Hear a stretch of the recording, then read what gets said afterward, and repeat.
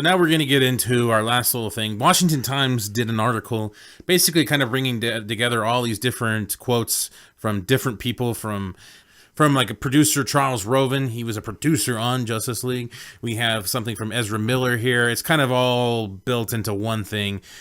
Oh, let's just get into that one. Yeah. All right. So, let's see. Basically, it says, now Warner Brothers and DC are hoping that the finished Justice League, which opens Friday, doesn't show any Frankenstein-like scars from its tumultuous creation. The goal is to make sure when you're watching the movie, it all feels cohesive, says Roven, the veteran producer of the Dark Knight trilogy. That imprint that Joss had, some aspect of it is going to come out in the direction, but the actors are already pretty much down the road on their arcs. Let's just say 80-85% of the movie is what was originally shot. There's only so much you can do with other 15-20% of the movie. In interviews, Roven and cast members pledged their loyalty to Snyder and his vision for the franchise once they say incorporated a changing tone before Whedon's involvement. Now the filmmaker was made available for interview, blah, blah, blah. Then it continues and says, Zach, from the time that I first met with him, said, look, Batman makes the DC world dark. The DC world has to be created as something dark, says Ezra Miller, who plays Barry Allen. We already know that. He said, what's great now is the League gets to bring Batman out of his darkness. That was always Zach's vision. That was the intention from the beginning. The film, Miller says, has a wonderful collision of tone that he considers a testament to both the strength of Zach's vision and the generosity of Joss's commitment. Basically, repeating what we've kind of talked about, but we kind of got an arbitrary percentage there about how much Zach did before he had to leave because of his family tragedy, and how much maybe really Joss Whedon did do. And from what we've gathered from some of the reviews and reactions that we've seen, it seems to be pretty cohesive. You couldn't really quite tell that it was done by possibly two people, because the majority of it was done by one. Yeah. And that's not a definitive number, that's not an exact number, obviously, but that seems about right. That to me, if he got a writer's credit, that means he has to contribute 33%, according to the Writers Guild of America. So that would tell me that he probably wrote, and he was writing before Zach even left. He was already on there helping them write. Yeah. And so obviously by the time he got in there directing, some of that percentage is part of his script, and some of that percentage is part of his directorial assistance, you know? Right. So that makes sense. That quote meant something a little bit more yesterday, but then we kind of watched a review. It just really makes me wonder. I feel like I'm on this fucking roller coaster of like, oh, I'm so excited, and damn it, this is going to be so mundane and vanilla. And yes, I'm so excited, damn it, this is going to be boring. I feel like I'm kind of all over the place, so I'm just ready for tomorrow for us to get here so that we can watch this movie. But what is pretty cool is it does sound like that it is Zach's vision. I just hope that maybe this isn't more studio interference. You have to limit it to 2 hours. And there is that thing going around. Yeah. Kevin Tsujihara basically saying that there was a mandate of 2 hours. That is a report going around. The problem is that you can't trust these motherfuckers anymore. Right. You don't know where it came from. You don't know. There is no source. It's an insider. Yeah. It's a fucking source, insider, whatever, blah, blah, blah, saying this. So we don't know if it's true or not. If it is true, it's completely stupid. Yeah. You are so arrogant and so stupid to think that you can tell a cohesive story and a good story of a bunch of characters coming together that you only have a couple of solo movies about. Right. And to establish other characters. Like, if they went in this direction of opposite of Marvel, they didn't have so many solo films before they entered their big ensemble piece. Right. Well, then you can't shorten up the ensemble piece being the shortest DC movie in the universe. Right. It just doesn't make sense. If it's true, it's true. I mean, there's a lot of factors that could go in. 1, 2 hours makes it more screens it can be showed on, and more times it can be replayed over the day. It can be replayed several times. You got Star Wars coming out next month, literally about a month out from now. So maybe Justice League is looking at that. Maybe the WB is looking at that and saying they want to pump out as many fucking this thing get pumped through as much as possible. Yeah, many showings. Make as possible because Star Wars is going to pretty much obliterate the box office, especially because of the mandate that Disney has put on theaters, requiring them to have a minimum 4-week showing of that movie in a majority of their screens, and taking a bunch of the box office from that, which is just fascinating to me. I was like, holy shit, like, how much fucking money? I mean, anyway. That actually would make a lot of sense because I think I just read that they moved Wonder Woman from December next year to November next year. But are Star Wars movies coming out in December anymore? I think this is the last one that comes out in December. And then they're starting to start coming out in, like, I think, like, Han Solo comes out in mid-2018 next year. Okay. And then... I think I misspoke. I actually think it's Wonder Woman is 2019, right? Yeah, November. Yeah, November 2019. But, yeah, I don't know. I don't know the reason why they moved it. I just... what I read is less competition, and that was the first thing that came to mind would be... for so they're not going head to head with fucking Disney and Star Wars. Maybe they think by making it 2 hours, it compacts it and makes it fun. There's no dragging moments, probably filled with action, fun, and there's not much story building. There's not much character building, but there is a story there. It's like Avengers. I hope that it has an end goal, though. I hope that... Have you ever watched... Well, I know you have because we watched The Walking Dead. You know how The Walking Dead has a shit ton of filler episodes, and then it's like the season ending. I hope that this isn't just a filler movie of like, here you go, kind of like Suicide Squad. Suicide Squad is just kind of there. It's it doesn't establish anything in the universe. It doesn't propel anything forward, and I almost fear that Justice League is going to be one of those, and in turn forgotten. Because it's not going to propel anything forward.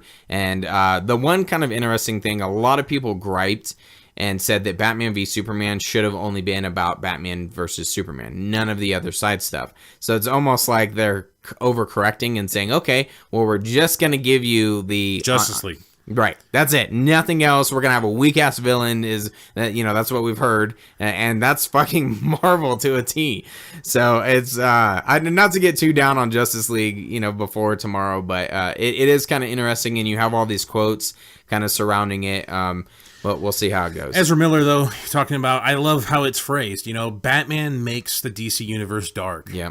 And so the Justice League needs to bring him out of the darkness. So the Batman versus Superman need to be dark because Batman is dark. Yeah. And we have an adult Batman now. Right. We don't have fucking George Clooney with rubber nipples. You fucking pansies. Yeah, God damn it. So we have a dark adult Batman. So Batman versus Superman need to be dark. So now hopefully as a story build, as a story as it is, the Justice League will form and make Batman that fucking rubber nipple motherfucker that you guys want that sells toys. Yeah. I guess. I don't know. We'll see what happens. So, what's one last thing? What is kind of cool is it sounds like there's so many people that are confirming what we already knew about Zack, and that he had so much direction for this universe, and it started with Man of Steel, because that's what Ezra Miller is saying is directly from Zack Snyder, from how when they first met. Yeah, so that's when he was casted. That's before Justice League. Yeah. Or, before Batman vs. Superman. Because he obviously had him casted to be in Batman vs. Superman in that little email cameo. Yeah, right. So he had to establish to all of the actors, okay, this is the... So that's before all your reviews and shit. Right. This is where we're starting, and this is where we have to go. And he already fucking knew that. It just blows me away. And now we're just gonna get like, oh yay, woo, fun. But he had a direction, and then WB is now overcorrected. Yeah, maybe we haven't seen it. We're just going off.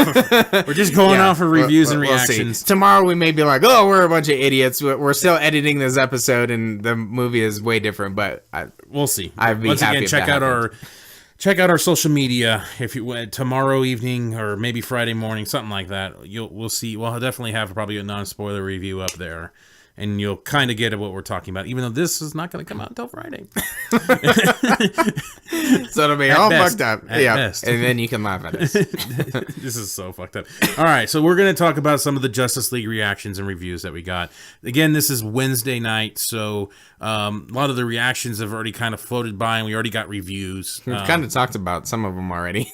Did we talk about? Oh well, yeah. As As we were kind of getting into our sulking and depression. So as when we had our initial reaction video that we posted on our social media and YouTube of all the fun that the movie is apparently going to have, because critics don't know how to use the word of fun in any other way. No, it's. I remember 2016 was the year of joy. Yep. And now 2017 is the year of fun, apparently. Because I remember every movie, or the Batman vs. Superman was joyless. And then other movies that were not to Rotten Tomatoes or critic standards were joyless. Yep. But the movies that were good, like Doctor Strange, according to them anyway, was full of joy. Right. It brought a lot of joy. And I remember they kept using the word joy, and I was getting so annoyed with that fucking word joy. I even kind of petered into 2017, because I remember Assassin's Creed was called joyless as well. It was. I remember that. That was just joy hangover. Yeah. They had to talk about it a little bit. So now it's been fun. And the reason why we had such a reaction to the word fun was because that's how Thor Ragnarok is described. Yeah. That's how Doctor Strange was talked about with joy. But, joy, yeah. But for the most part, when you hear about Marvel movies, they're always referred to as fun. Yep. And I don't want Marvel Avengers. I don't want Marvel Justice League. Right. I don't want Avengers League. I don't want it. I want the fucking Justice League. Now, to also talk about this, Shane and I have probably been trying to fan cast a Justice League movie for about 15 years now. Half of our life. Yeah. I mean, we're not that old. Over half of our life. We've been talking about this forever, and we've always wanted a Justice League movie. And no matter what, well, I don't want to say no matter what, because there is a possibility. There is a possibility it could be the drizzling shits. But I doubt it, just because there is some great things in the trailers already. Yeah. So anyway, there's no way that we're not gonna not like seeing the Justice League. Yeah. We're gonna take live action. We're gonna at least try to watch it twice. Yeah. Before we do a review, to kind of get that. To get that understanding of what we want. And you have to be careful, though, because your second viewing... My second viewings usually don't go very well. No. Batman vs. Superman, I hated the second viewing. Wonder Woman, the second time I watched it, I fell asleep through. Justice League, the second time, Suicide Squad, the second time. I was like, now all of a sudden you stole my Mini Cooper and went to the future. Suicide Squad, the second time I saw it, it plummeted for me, because I was like, well, one, it was also that extended cut, right? And I was like, fuck you and your jackass extended cut. I don't give a shit if Harley Quinn can surf a motorcycle. Right. All right? I do not give a fuck. Wow. Anyway, so my second viewings are not... So you'll probably get the most... We'll see how it goes, but you might get the meanest Matt on the second viewing. After the I even fell asleep viewing. during the second time I saw Man of Steel. So... But well, that's because we were fucking exhausted. We're old, and we saw the midnight showing. We did. After already seeing it for the 7 o'clock Walmart showing, because we're a bunch of trailer trash. Oh, man. Side story, I waited in a long line of one person for those tickets. I thought it was going to be this whole event. I fucking walk into Walmart, and all the Walmart employees are wearing capes. I'm like, oh my gosh, Walmart has they've done this whole event surrounding this movie that I've waited for fucking ever since 2006 for, and I've like just consumed myself with all these things. Then I'm like, where's the line? It was almost like Green Lantern. Remember when we asked where the line was? So it was almost like that, and they did have a sign. They said they had a sign that said line starts here, and I think like 3 other people lined up behind me. And I was like, okay, this is cool. Thank you for my awesome tickets. But they were cool. I still kept them. They were a little bit more flashy than the normal movie that's tickets. right. I remember that. They were like holographic cards and shit. Yeah. So there's some good memories with that. And then I want to say we saw Man of Steel 3 times the first weekend. Yeah, we saw it for that early Walmart showing, then we saw the midnight showing, then I think we like went to San Saturday Francisco. or something? Yeah, we went to San Francisco and saw it in the IMAX. Yep. Yeah, so. And then we went to the AMC IMAX in San Francisco. Yep. I know we live in Vermont, but we flew out to San Francisco and fucking to go see it. Well, the jet lag was brutal.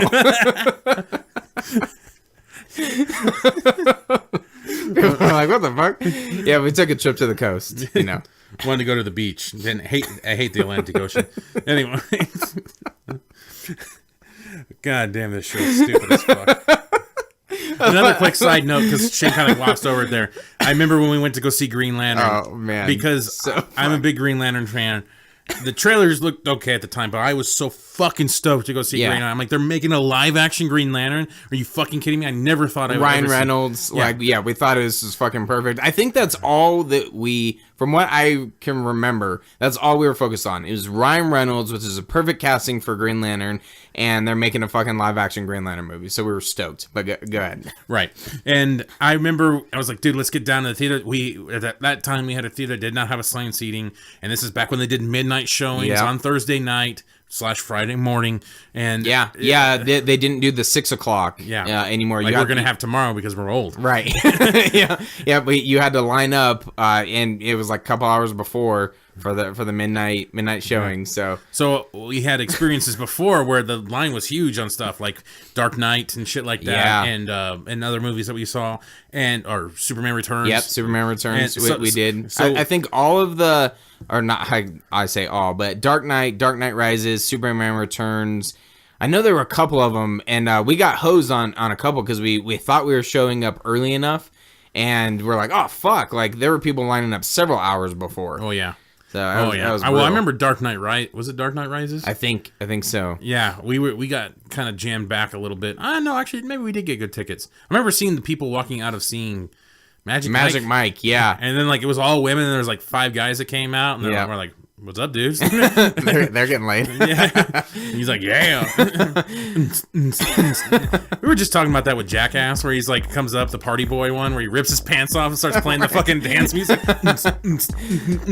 Anyway, weird things that we talked about at work. Okay, so back to the Green Lantern. Oh yeah, that's right. That's what we're talking about. Anyway, so Shane and I are like, all right, man, we need to get there early. I need to get a good seat. Let's do it. So we get down to the downtown theater. We get in there right away. I'm like rushing in there. I think it was like 9. And we get in there and I'm looking around and I asked the guy, I was like, where's the line for Green Lantern? And he just kind of looks at me and he's like, well, I guess you are the line for Green Lantern. Like, we were the only ones. Go ahead and start it right over here, like at the bench. Yeah. He's like, just start there. We like drag this bench over towards the door and shit. And like fucking. And then he's like, great. Yeah, we'll get that theater cleaned up and you guys can go in there eventually. And like we sat out there for like an hour just waiting. And then he lets us into the theater and we're still the only two people. We're still the only 2 people. We took a picture of me standing in the middle of the theater with my hands in the air all by myself. Yeah, I have 2 pictures on my personal Facebook page, which I'm not going to give away. But the first one is a Matt standing out the door, like ready to get in, and I say something like the line for Green Lantern, and no one fucking behind him. And then the next one, we're stoked for Green Lantern, and Matt's like all by himself in the theater, and I'm taking the picture. It was fucking good times. Like, man, no one really wants to see this movie. No one gave a shit about it. They were so right. And now we know why. God damn. Now we know why. So many people had better hindsight than we did. Wow. So some of the reactions that we got initially, and this is what we're talking about with the fun. Sean Gerber put, it's a fun blockbuster that is entertaining enough to overcome its flaws. The team works well together to deliver more than a few spectacular superhero moments worth seeing on the big screen. Again, bringing up fun. Another guy, Mark Hughes. Not the MMA fighter, Matt Hughes. Mark Hughes was good and very fun. It's going to be popular with audiences, not only fans, but mainstream viewers and families. And that's what we were talking about before. Yep. It's... Fuck, anyway. Goddamn, kids are neutered these days. It's just... And then Paul Shiri. Anyway. Justice League is a fun, bumpy ride that succeeds in character, but fails in narrative. It's a mixed bag of execution that's saved by the actors who rise, dun dun dun dun, or whatever, however that fucking that was Terminator. Above the shortcomings to deliver an engaging, funny, and hopeful yet flawed entry in the DC EU. You were saying it wrong. Anyway, so it just continues with that same, pretty much all these motherfuckers. There's some that are super negative, basically calling it a garbage heap and shit like that and all that crap. But I think our biggest fear is coming out of Thor Ragnarok. That clearly had some flaws and stuff like that. We kind of we nitpicked a little bit of it. We also pointed out some of the things that irritated us, and then into this where people are like, "Oh, it has flaws, but who cares? It was fun." And it's kind of like carrying over. And I think that's where our biggest disappointment. I have a theory about this, about reading this, because I obviously have not seen Justice League. By the time you guys hear this, I have seen Justice League. Right. But at this moment when we're recording, I have not seen Justice League. And yet these people talk about the story narrative and structure and blah, blah, blah. That seems to be the overwhelming thing. Shitty villain and stuff like that. And I'm just like, these are the same people that has given Thor Ragnarok a 93%. Yeah. And I'm like, what the fuck in the story of Thor Ragnarok was there? And I kind of started thinking about this. I had this talk with a couple guys at my work that love Thor Ragnarok. And I don't know, at this point in my work, you usually only say something to some other people just to piss them off at this point. We're just pretty much poking each other all the time, and that's what we do. And so I don't know if these guys are purposely saying some of this stuff and being stupid about it to piss me off because they know how I felt about Thor Ragnarok. I don't know, but I basically came to this conclusion hearing them talk about it because I point out this thing, like, oh, well, whatever. Then I point out this other problem with it, well, whatever. And I'm like, this goes back to something we talked about before with Rotten Tomatoes, was that you and I, for the most part, liked Baywatch. Yeah. We thought it was funny. But we know it's a stupid fucking movie. Right. But we thought it was funny. That's all I want from people with Thor Ragnarok. It's a stupid fucking movie. Right. But it was funny. But you can find it funny if you want. Right. Some people didn't think Baywatch was funny, and it's a stupid movie. Mm-hmm. Fine. That's not your humor. Right. Baywatch was our humor, so we know it's a funny movie. We think it's a funny movie. Yeah. But we know it's fucking stupid. Yeah. Which is the point. Yeah. And I think Marvel movies, or at least Thor Ragnarok, I'm just going to go with Thor Ragnarok, have become that stupid movie, with good humor, or humor that can appeal to a mass amount of people. I think where, again, not to go too far into this, but think about if we were trying to... wall in the garbage with me. If we were trying to nitpick Deadpool and talk about its narrative and its story, it just wouldn't work because we know this is a stupid, like, for the most part, it's over the top. It's fucking hilarious. Pop culture references. Yeah, and it's supposed to be that way. Yep. And it's like Marvel doesn't want to acknowledge that they're almost spoofing their own superhero movies and kind of dumbing everything down a little bit, nerfing their villains and even some of their characters. And they just don't want to admit to that, so they want to have deep moments and also have the jokes at the same time. And that's kind of where it becomes a little flawed for us. I'm kind of speaking for you here. Yeah, I think that's kind of our biggest disconnect is if like you said, if people can recognize, I had a shit ton of plot holes and everything, didn't really make much sense, wasn't cohesive. The dialogue but you know what? It was funny, and I walked out of there with a smile. Yeah. Okay. It's a comedy. Cool. Yeah, it's a comedy, and that's what happens with comedies, right? Yep. And fine, cool, awesome. Have at it, but do not give it a 93%, or at least give Baywatch a 93%. Yeah, exactly. Have at least something that makes sense, because it doesn't make sense. It doesn't fucking make sense. It's Ragnarok. I just mind boggled by Ragnarok. It is not a good movie. It can be funny, but movie structure, narrative, consequences, anything that happens in a movie, in a superhero movie, other than the action, and it has comedy. That's it. Yeah. It's so basic. It's so simple. Why? Why would you call that a 93%? Right. That is not a 93%. That is just a good comedy, and just admit to it. It could be a 93%. I would give Ace Ventura a 93%. Okay. So if you're talking about it in that vein, but not in the vein of a superhero movie, right? In my opinion. So I don't know. That makes more sense. Yeah, that's what it is, and that's what the fuck it is, and it just drives me nuts. And with Justice League, what they've done, when we talked about with the quotes and everything, I just feel like now they have alienated the people that have towed their line for so long. Yeah. And they're going to alienate them from mass appeal, and it sounds like it might bite them in the ass. It's been presumably leaked today, because for some reason Rotten Tomatoes thinks they're so fucking important that they're going to withhold their score until tonight, basically Thursday morning, Wednesday night. They're going to hold it, and they're going to release it as a big release then.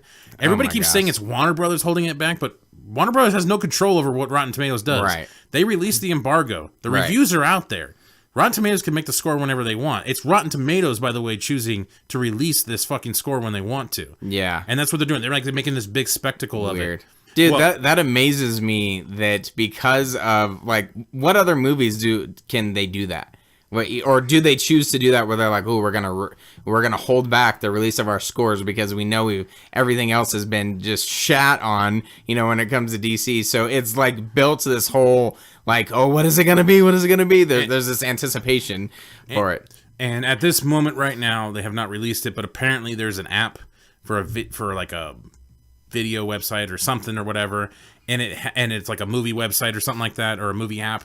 And it's been programmed into it as what the Rotten Tomato score is. Oh, right. And okay. yeah, and so it's presumably been leaked. And as of right now, if this is correct and not somebody making up bullshit and stuff like that, it's sitting at 48%. That's actually good. Worse than Man of Steel. Well, but that's good for us though, because Batman v Superman was like 20 something, right? Yeah, but Suicide Squad was 26. Oh, true. But I don't know. That could be a good thing. I'm going to take that as a good thing. I heard some people doing that. Like, oh, good thing it's low, because that means it's probably good, and critics don't know what they're talking about. Yeah, well, we've said that with some movies where we're like, oh, shit, like this one's a little bit higher. Yeah. Is Spider-Man Homecoming? Well, Wonder Woman was the big one. Yeah, Wonder Woman. Because it was so high, we're like, oh, shit. Yeah, but what does that mean? Yeah, so that could be good. I'm going to take that as a good thing. Now, here's my optimism. Optimistic motherfucker. Yeah, absolutely. So, wow. 48%. Interesting. If that is correct. It could be right. Someone Just could have doctored it up. Someone right. could be saying it's from this, I think it's on Flickster or okay. Filmster app or something like that. It's at this point, it might be sitting about 48%. So, all right. Well, we shall see. If that's true and Justice League doesn't make over $1 billion, it's going to be real interesting to see what DC does. Yeah. And they either might go back to the Snyderverse, or they might go even more extreme, and we might get Aquaman fucking throwing a ball against the window and having it bounce and hit him in the face. Yep. That might actually happen. That might actually happen. And then, unfortunately, a lot of the directors and producers or whoever has jumped ship because of, creative disputes with Disney, and, Joss Whedon being one of them. They may feel castrated on the Warner Brothers side now. We'll see. Right now, they got unique directors. They got Matt Reeves. They got Patty Jenkins coming back for Wonder Woman 2. Yep. Joss Whedon has... James Wan is on Aquaman. Joss Whedon's doing Batgirl. And obviously, he got pissed off at Disney for their bullshit. So hopefully this is telling. I mean, we'll see what happens. But the way Justice League seems at this point right now, as we can see, has turned out, it's I don't know. We'll see what happens. But once again, we'll see what happens. Yep.